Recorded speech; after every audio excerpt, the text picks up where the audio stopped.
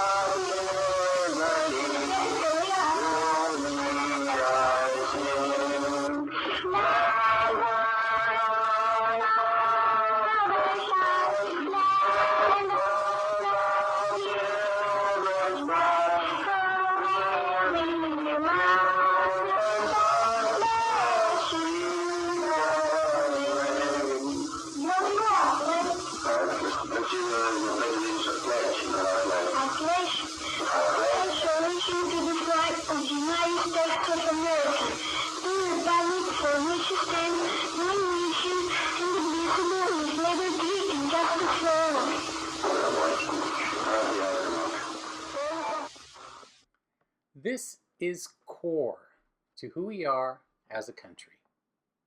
I remember that growing up in El Paso, a border town, there was a sense that America was the most aspirational place to grow up, particularly when you were a first-generation citizen.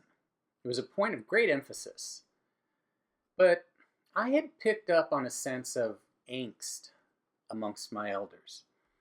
They oftentimes spoke of John and Bobby, sometimes MLK, and I heard about Nixon a lot. It seemed to me that truth was being questioned by a lot of people I would eavesdrop on. Uncertainty was an undertone that ran through most conversations. But patriotism was not in question. These conversations were the point of patriotism. Patriotism wasn't about how loudly you perform loud of country. It was about the idea that if you cheat, lie, or steal, you would be held accountable, regardless of who you are. Regardless of who you were or how much money you might have, truth, justice, the American way. I think that maybe the country should live up to the things it wrote down about, liberty, equality, justice. It just seems too often anymore that that position is brought into question. So, how much has changed since then? Now, I hear media reports that outright claim if you criticize the government, you don't love America. You hate America, which is really strange to me. I remember a time when that was happening a lot. The Fourth Estate, journalists who would monitor the actions of politicians, corporations, and institutions to expose corruption, abuse, or incompetence. Circulating necessary facts, allowing citizens to stay informed and to make educated decisions during elections or otherwise. By bringing the issues to public attention, the media would apply pressure on the government and legal systems to answer for their actions. Bob Woodward and Carl Bernstein were having a moment, held up as examples of American heroism, champions of the fight to speak truth to power, citizenship, patriotism. Lately, I found myself often going back to a song that I can still recall with just a mention of the title. In 1977, Schoolhouse Rock first aired Great American Melting Pot, the music and lyrics by Lynn Ahrens.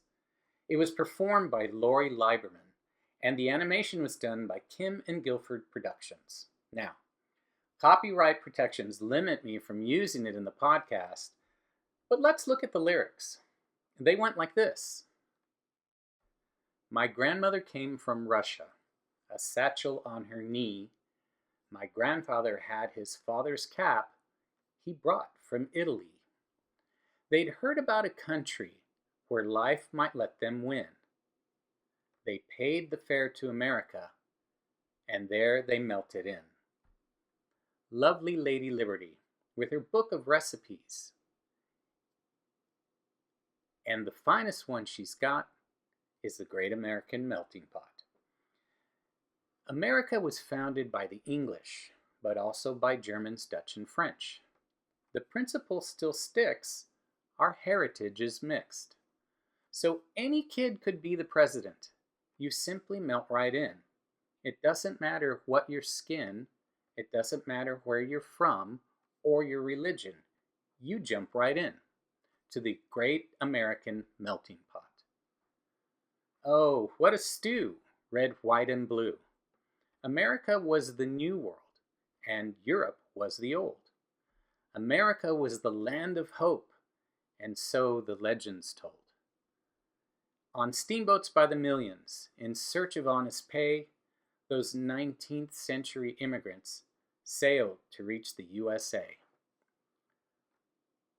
Lovely Lady Liberty, with her book of recipes, the finest one she's got is the Great American Melting Pot. What good ingredients, liberty and immigrants.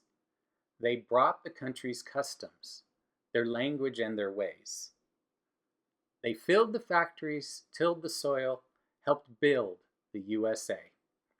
Go on and ask your grandma, hear what she has to tell, how great to be an American, and something else as well.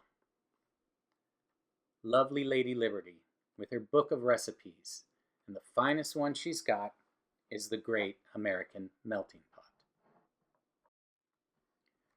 The American Revolution was about dissent. The Declaration of Independence was basically a formal way of saying, hey, we got together and we have some concerns, a lot of concerns really, and we're thinking we need to break away from this current form of governance and try something else. I've always found that to be a thread that runs through our history, a baked-in form of revolution. Abolitionists spent decades criticizing America over slavery. Women fighting for the right to vote challenged the political system of their time. Civil rights advocates challenged laws, customs, institutions, the power structures that had existed for generations. They were criticized relentlessly, and they were called agitators, troublemakers, radicals, dangerous people, disrupting national unity. In other words, they got the same treatment that critics often get today.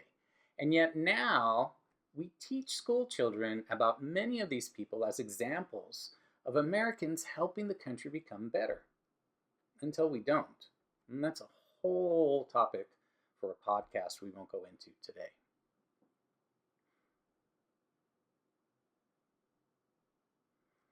I find it fascinating that today people love quoting Dr. Martin Luther King. His legacy is now celebrated every January, but during his lifetime, many Americans viewed him as deeply controversial. His protests were disruptive. His criticisms made people uncomfortable, and his demands challenged the status quo. He wasn't performing patriotism, he was practicing it. Because patriotism and comfort aren't always the same thing. Sometimes loving your country means telling it the truth, and truth has a nasty habit of irritating people. The point is that democracy requires the freedom to disagree, but to do so with civility, regard for the opinion of others, intention to listen, and give critical feedback. One of the healthiest things about a democracy is that no one gets ownership of the truth. The minute you take a position that only people who think like me are real patriots, you've already abandoned one of the core ideas that makes a democratic system work. Because democracy isn't built on agreement. I would argue that it's built on accountability. It depends on our ability to look at our fellow citizens and say, I think you're wrong. Then go to the fireworks display and celebrate together the core of who we are as a country. Aspiration to hold the truths that 250 years ago we found to be self-evident. That all men are created equal. That they are endowed by their Creator with certain unalienable rights. That among these are life, liberty, and the pursuit of happiness. Thanks for joining me today. I appreciate your support and continuing to revisit this little podcast I call Lean In Leander. I hope you have a very enjoyable 4th of July, and we'll talk to you again soon.